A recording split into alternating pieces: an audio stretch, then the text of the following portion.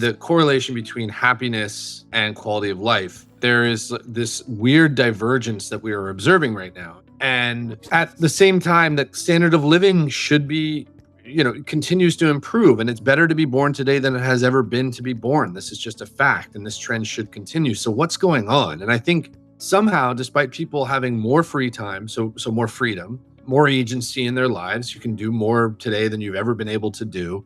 Especially in the youth, people are unhappy.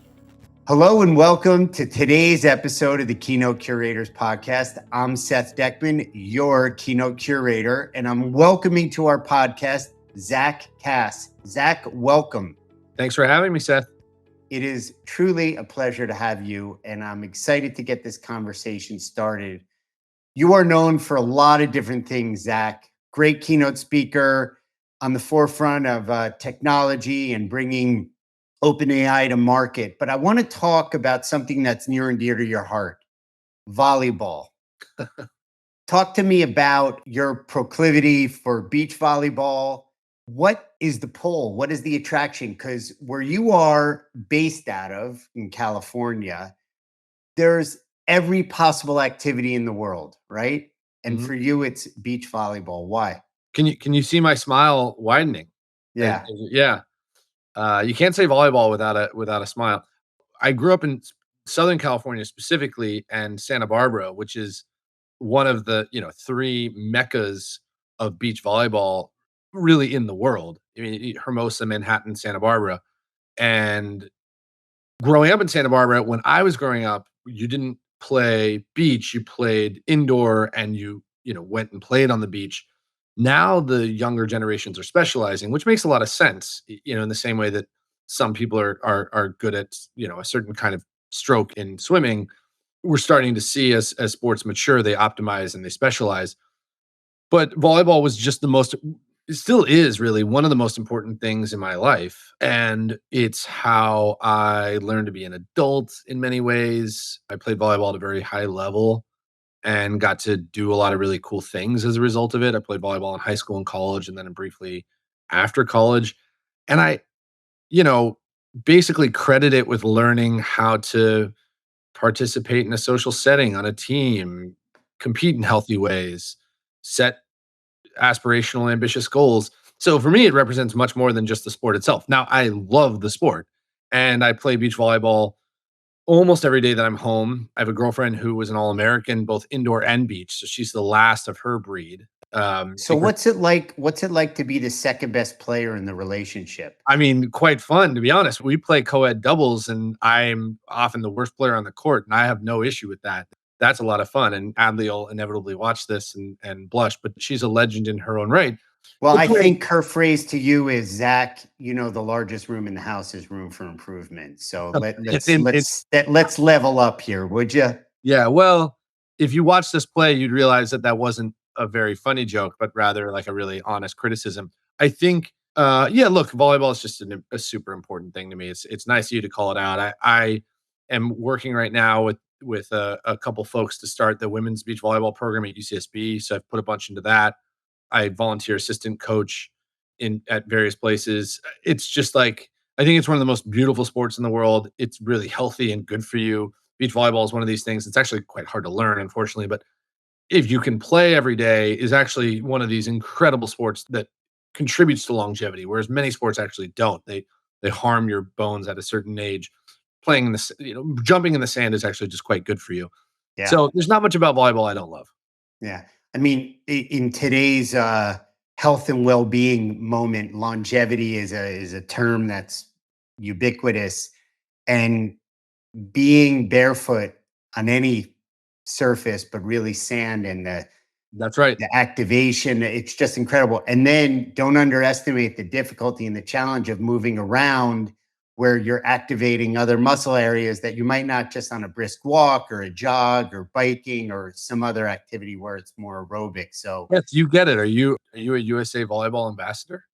No, but I'm a hype man for them. And this is, I didn't want to bring it up. This is being sponsored on the side by them a little bit. So I just love when what we try to do, Zack, is we're going to talk about your talks and open AI and the importance of the panorama and what's ahead and what's right now with technology. But it's important for our community here on the podcast, which is ever growing, that they get a little bit of behind the scenes, a little bit of the unplugged behind the music. And, you're not just this, person that worked in tech, is on the cutting edge, goes around the world giving these impactful talks.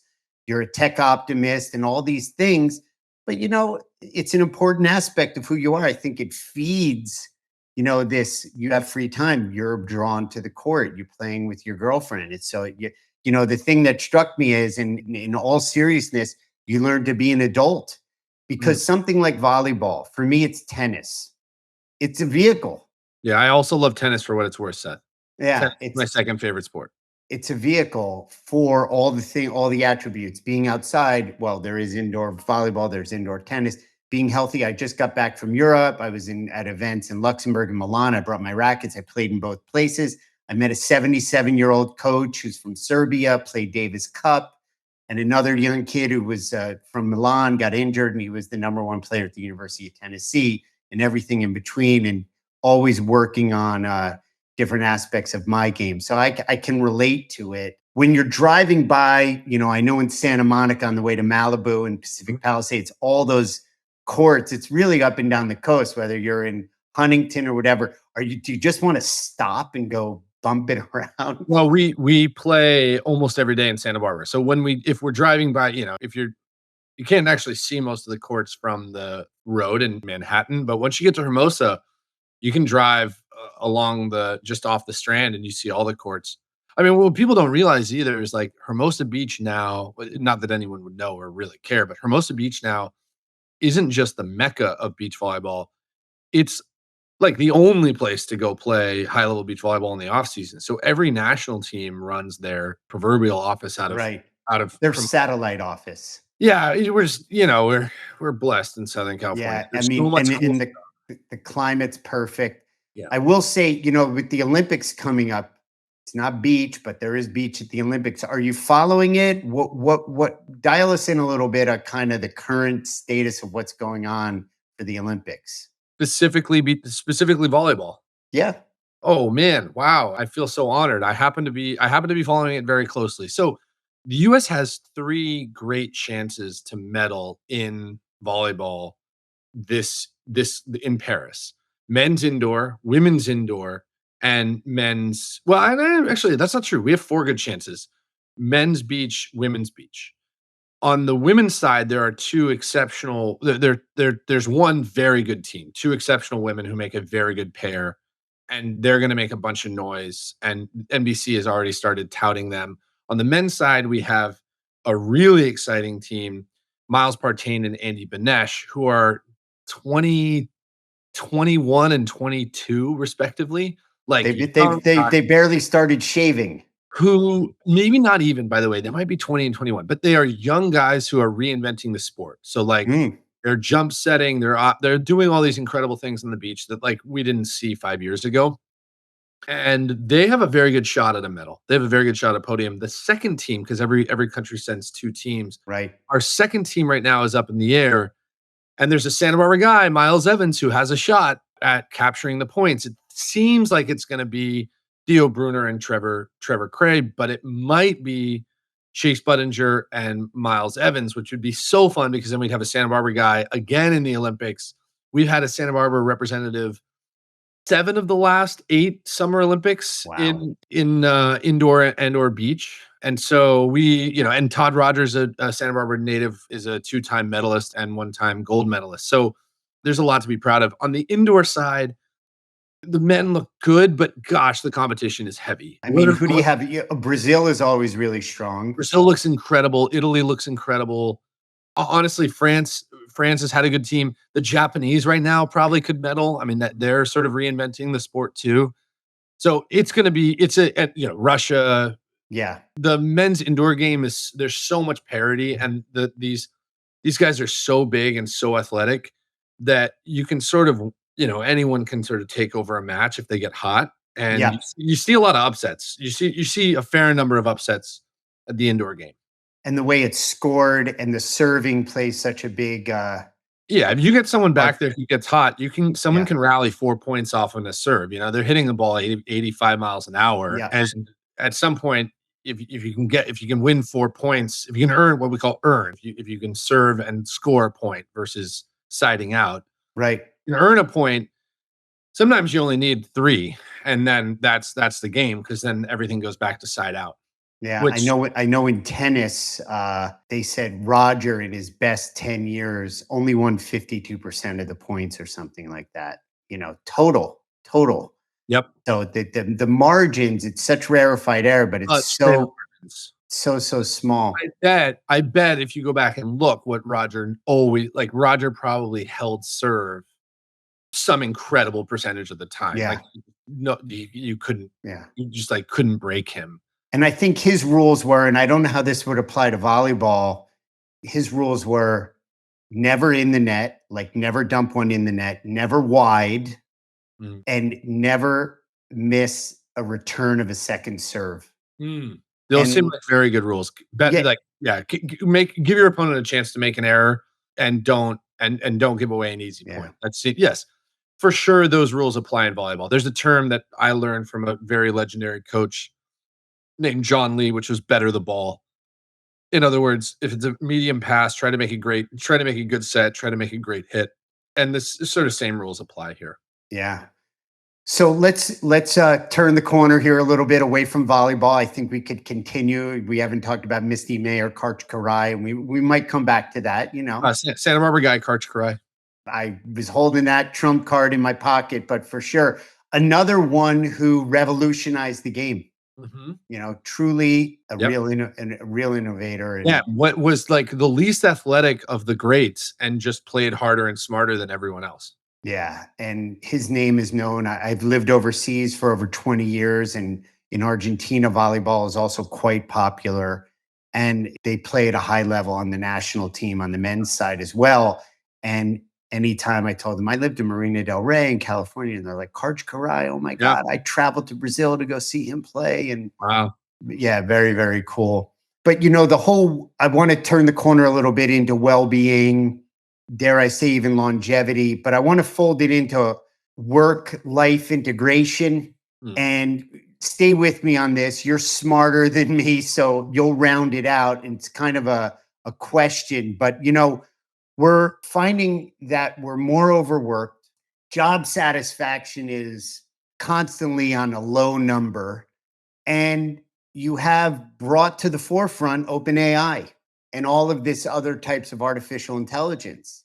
And I know you talk to this and you have some thoughts around job satisfaction, fulfillment. Pull that all together, how there's all this chaos, there's all this noise, there's all this turbulence, and we have a tool at our fingertips. And how do we understand it? How do we contextualize it? Stuff like that. Well, you said a lot. So maybe let's start by saying I think what we are observing right now is that the world is getting better all the time. It is better to be alive today than it has ever been. The world is getting better all the time from a standard of living, from a quality of life standpoint. What we are not observing is that the correlation between happiness and quality of standard of living, quality of life is paired. That there is this weird divergence that we are observing right now. And there's some really morbid facts. Honestly, we don't need to go into all of them. Suffice it to say that the youth are now not doing very well, right? Handguns have replaced automobiles as the number one cause of death among people between ages of 13 and 26 because of suicide.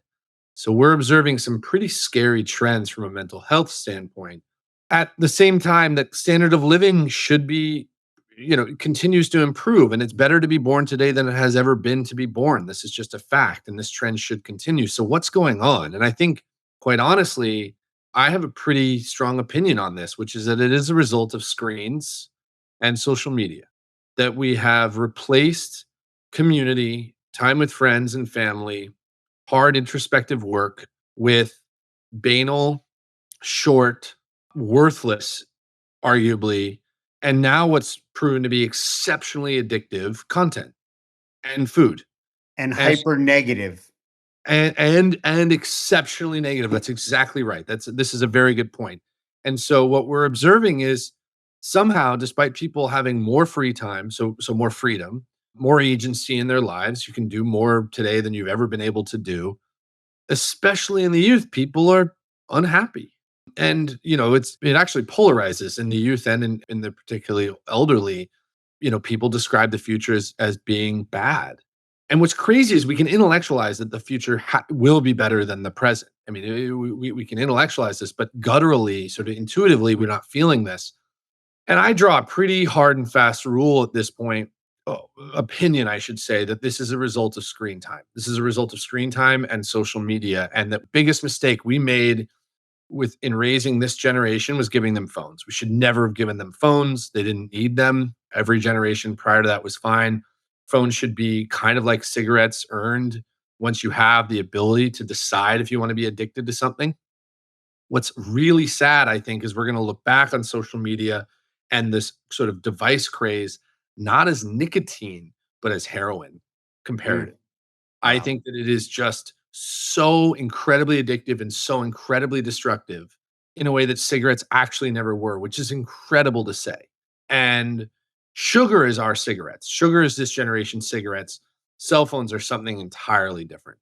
And, I'm a strong supporter of social media being illegal until you're 18 and generally encouraging parents to just not even take their phones away from their kids, but like create phone-free zones in their home. Don't bring them into your bedrooms. Don't have them at the dinner table.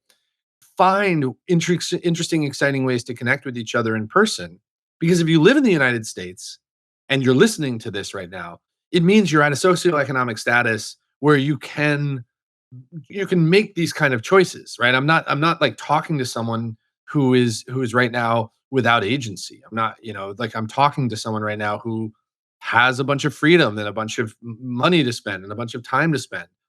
Spend it in community with family and friends around good meals and good food and wine. I mean, this rapid secularization coupled with this rapid, like, it's okay to drink. Like, this is what I remind people. Like, I'm not, we should find reasons to be in community. This is like core to my message at this point. And people are like, well, how does that connect to AI? And I'm like, well, it connects in a really simple way, which is like, ultimately, the promise here is that AI is going to make us more human, that it's going to deliver us to this place where we maybe once were at some point in our, in a pre industrial society. You and I don't know each other that well, Seth, but I know because we've run this experiment enough that you would do almost anything for the health and well-being of your friends and family.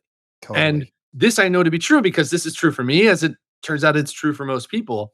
And yet, you just like me, or you enjoy some fine things in life. I'm sure you've been to a Rosewood or a Four Seasons. And on Sunday morning at a Rosewood at Four Seasons, what do we always observe?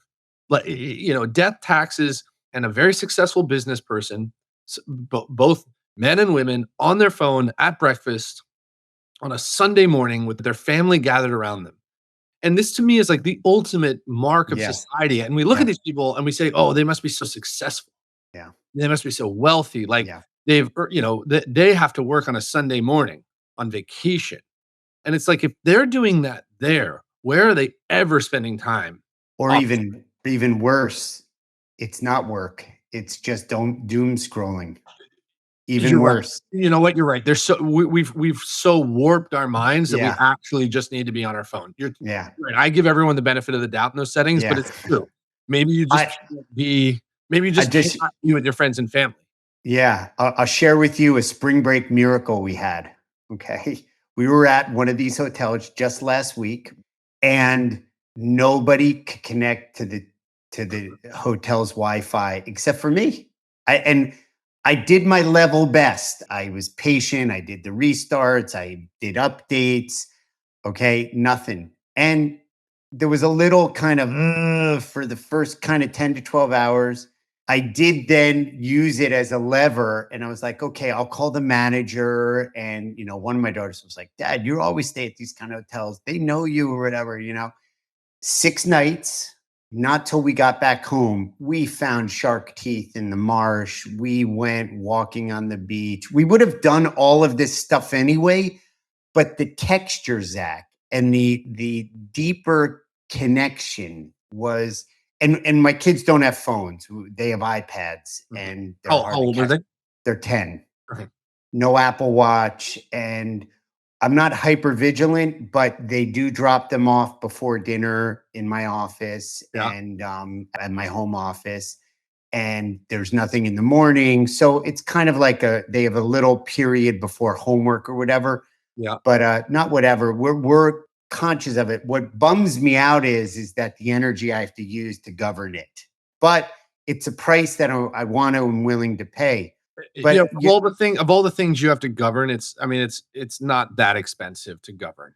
No, no, no. The payoff is huge because the connection of the children together. So, Beyonce's album came out and their age at elementary school, they're doing the Texas Hold'em dance. There's a dance to it, right? I've heard this, yeah. And they recorded it on the balcony, on the front lawn, on the beach, at the pool, and then they put it all together. My wife recorded it for them, and then it was a project that they did when they came home, and it was like a creative, fun use of it, Yeah. but they weren't on YouTube Shorts and with their older sister who's away at school and all this. So it was like I called it the spring break miracle. Yeah, it's so nice. I mean, you just like you'll have that forever. And look, this is what I think AI ultimately. My belief is that AI. This is what AI delivers us.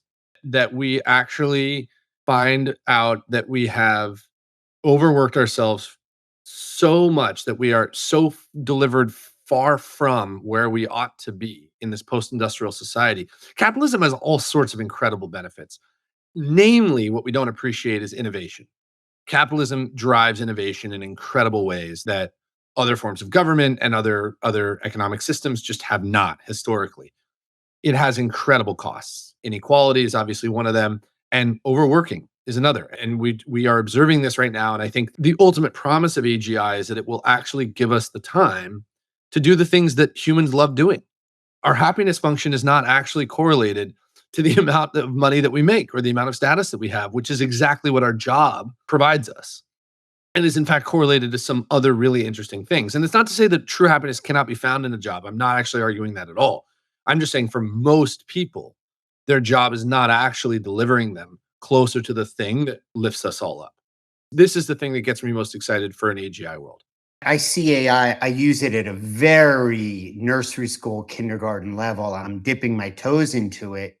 One, it's a function of time. I have other tasks that I'm doing, but to learn and then learn how to weave it in and integrate it. But I see it, people talk about it as a tool, and I get that. I get that idea. I see it more as a collaborator. Mm.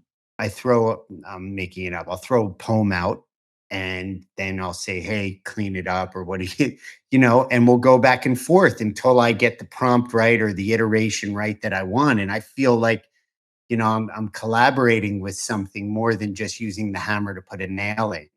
I think that's just semantics. I don't want to tell you you're No, wrong. no, no. I'm interested in this because, I use the word integration, work life balance, but I'm interested in these semantics because at the end of the day, you can have work life balance or work life integration or AI as a tool or a collaborator. I think the result of whatever your desired result is what speaks more than the semantics. Yeah, my point is simply, I think that what you are describing is a chat GPT or a chatbot Yes, AI. correct. What I think we should do is zoom out just a little. AI is a technology that enables tools like chatbots, but it enables a lot of other tools so that, this podcast could probably be transcribed using the podcast software yard. So they'll probably transcribe and summarize, and they can probably produce a bunch of stuff.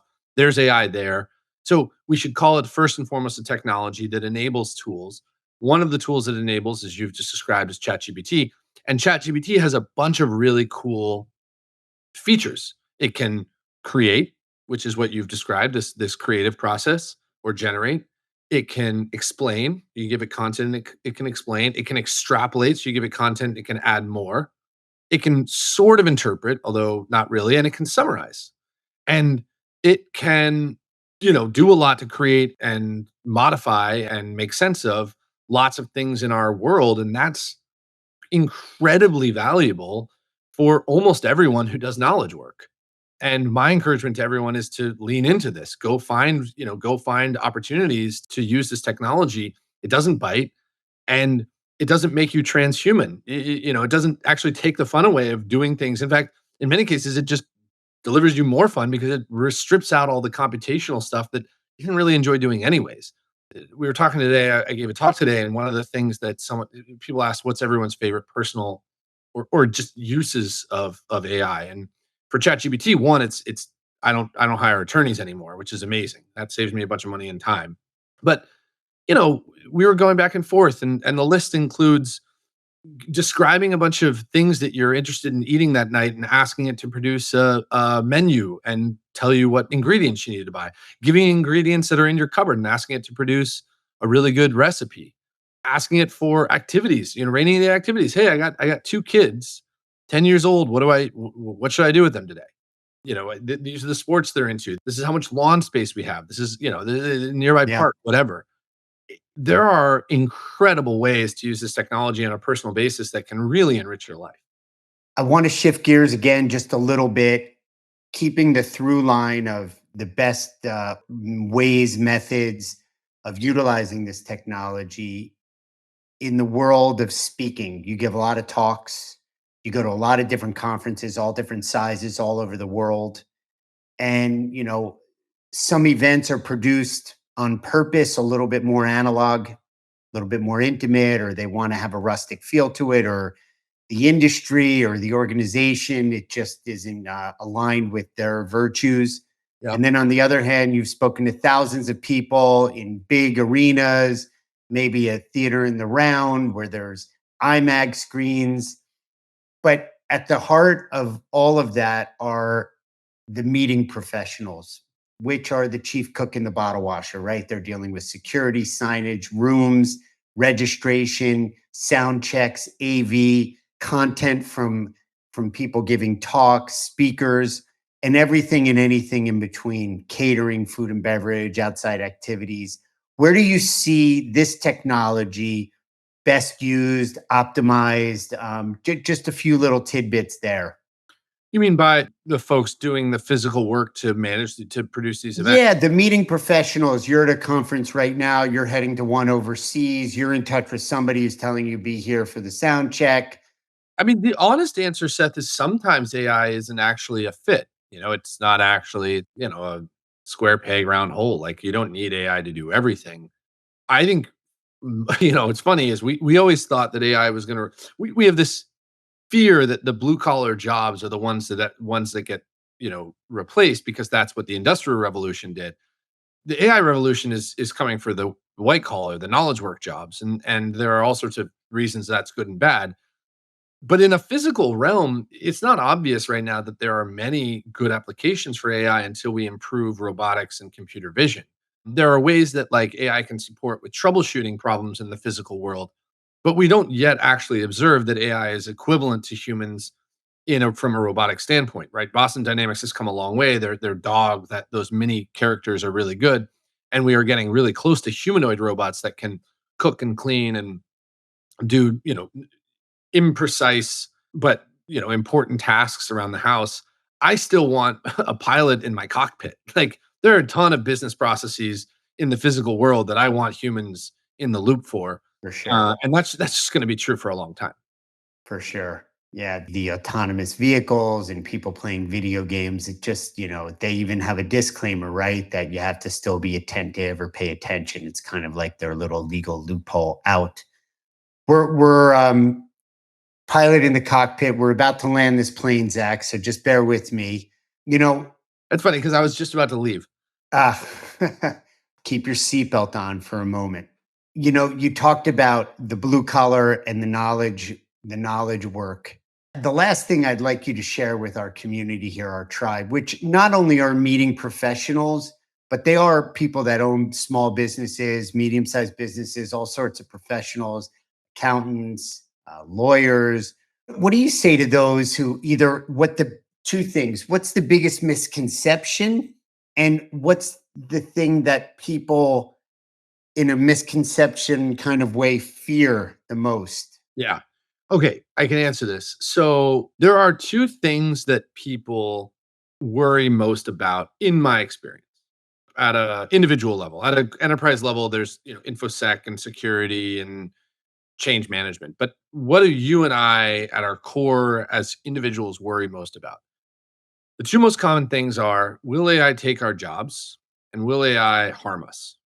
And, for some people that's like, will it kill us? For others it's, will it, take away our humanity, things like that. I'm basically here to say that I don't think that the risk is that AI, well, the risk is obviously not that AI becomes Skynet. It's actually sadder and simpler than that. The real risk in all this, and I don't necessarily want to end on this topic, but I do think it's worth calling out, is simply that we get dumber. That we build a technology that solves most of our problems, that is equivalent to us intellectually and obviously much more scalable. And that in the process, we basically solve a bunch of problems that we've been working on for a long time, and our brains simply start devolving. And I don't know that's a long term problem, but it certainly is a short term problem and maybe medium term. And we observe this already with TikTok, that Gen Z is exhibiting some very strange social and intellectual patterns that we haven't observed in prior generations.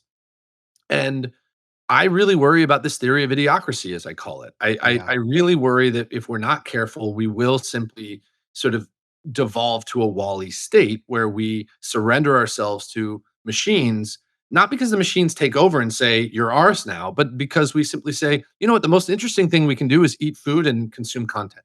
And I worry a lot about that. And the second thing people worry about is, will it take our jobs? And what I remind everyone is that every industrial revolution saw all three, but really two, saw a net increase in 50%, at least 50% new jobs per capita. The world came online twice, and it's going to come online again. And the real risk is not, will we have work? Because we've observed at this point that like the post-industrial society is pretty good at feeding everyone. Most people in first and developing worlds do not die of starvation anymore. We die of lots of other things, but starvation is just not a thing that afflicts people anymore. Even the poorest in the United States have plenty of foodstuffs. In fact, they many of them suffer from obesity. Right? We're overeating and Sure. exercising in some cases. Thus the reference to the movie Wally. That's the reference to the movie Wall-E. Now that being said, there is a risk. If you told a mill worker in the Industrial Revolution, don't worry, you'll have a job on the other side of this in a factory. It'll be safer and it'll pay more. That mill worker might have said to you, no, I want to run my mill. My parents gave me this mill. I apprenticed. My children are apprenticing. They will take over the mill. And this is because we have an inextricable connection between our work and our identity. And this is a function of capitalism. And it has bred a ton of really good agency and ownership. That's why many people in this world are named Smith. It's born from an occupation. It's an ironsmith or a wellsmith. These are Blacksmith.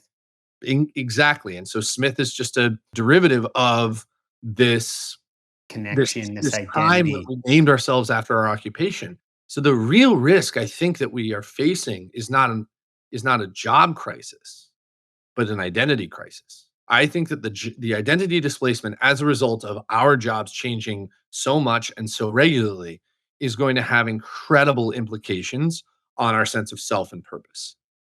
And I worry about this a ton and talk about this anytime someone invites me to talk about it, because I think the only way that we actually prepare for it is by Yeah. accepting that we will in the future not be able to attach to our sense of self the same connection we had to our jobs as every human in for most of human history has done so. Yeah. Certainly post foraging. So for at least let's say the last 10,000, 20,000 years, we've attached our sense of self to our specialization. This is going to be really tricky. And these are the two things that I try to impart on people. That being said, if we can get through idiocracy, if we can save ourselves from idiocracy and we can save ourselves from identity crisis, we are staring down the barrel of the cure for cancer, the cure for neurodegenerative diseases, the solution to quantum computing, nanotechnology, fusion, massive deflation. The cost of goods and services is going to plummet. We are going to get a whole lot more time back in the day to do the things that we love. I think the world is much more abundant and much more beautiful once we get through this thick stuff. But Yeah. the forest is going to get dark for a little bit, I think. And it is thick. I mean, it's thick like Venezuelan crude. I'm sure you're familiar with Jaron Lanier's book, and I've read one recently, the 10 Reasons to quit your social media accounts immediately, something like that. Yeah. And the nefarious characteristic of these algorithms that very, consciously said, hey, the negative is where people will attract and how it foments all that. I know you don't want to finish on this, but it's something that's near and dear to your heart and you're passionate about it. And whilst you are a tech optimist, you also live with your eyes wide open. And you can't, it's inevitable to not acknowledge. At Berkeley, you don't use double negatives, but I do, you can't avoid acknowledging, the reality of it. How do you mitigate it a little bit? This community you talked about, go out and play beach volleyball, go take a walk on the beach. I'm coaching Little League tennis. How do you mitigate it? I mean, you just described that, to each their own, right? Like everyone. Sure, sure. I mean, I was trying to figure out how I could practice what I preached, and I woke up one day with the coolest job in the world and realized I wasn't happy. I Yeah. wasn't happy in my physical space. I was overworked, and all I wanted to do was live in Santa Barbara with my friends and family and play volleyball and play tennis and go to the beach and get a lot of vitamin D. Well, by the way, that's a misnomer. It turns out we don't get a lot of vitamin D from the sun, but it's like all I can do is remind people that the things that make them happy aren't on their phone. That is the only thing I can do. We Yeah. know this to be true. We've run this experiment enough. Therefore, what is it that makes us happy? It's our friends and family outside, exploring things, Yeah. learning things, doing things that we Yeah. love. And And being together. The great news in all this, we can end on a positive note. AI doesn't want to do these things for us. AI does not want to. AI is not designed to have wine with your friends on your behalf. That's not what Or have s'mores on the beach on this vacation, turns out. This is not why Boston Dynamics is designing their robots. And if you want to ask me, the scariest dystopian film is Her. Joaquin Yeah. Phoenix is Her. Yeah. Why? Because it is so profoundly believable. It is so believable that a generation of lonely people, men and women, will find love and companionship in machines. Yeah. No, it's, And we will blur the lines between what is yeah. real and what is not, and we Yeah. will actually lose our way by sort of missing the whole point of what AI should be. Yeah. It's a brilliant distillation. It's just an incredible movie. Yeah. It's really mind blowing. I Yeah. was talking about it the other day with one of my clients. Well, on that note, the lines are blurred, but there's a way out. It's called s'mores and drinking wine with friends and family. That's So, right. Zach, you've been able to provide us a nutritional, albeit maybe not the healthiest, but a gastronomical exit ramp from the trappings and negativity of AI. And, that's why you do what you do. You bring that kind of magic to us. So thank you. We're at the end of this podcast. I feel like we left a lot on the table. I always like to say, let's make history and bring you back, and we can dive into some other realms and domains of topic areas that we didn't touch on today. But just thanks for stopping what you're doing in between traveling around, giving your talks, and making time for us in our community. Just really appreciate your generosity. Thanks so much for having me and taking an interest in all this, Seth. It means a lot. You're very, very welcome. To our listeners and our viewers, thanks for coming back. For the first timers, thanks for joining us. Please tell everybody your sommelier, your s'mores preparer, whoever it is, your Wi-Fi technician about our podcast. You'll appreciate dialing in because you're smarter for it.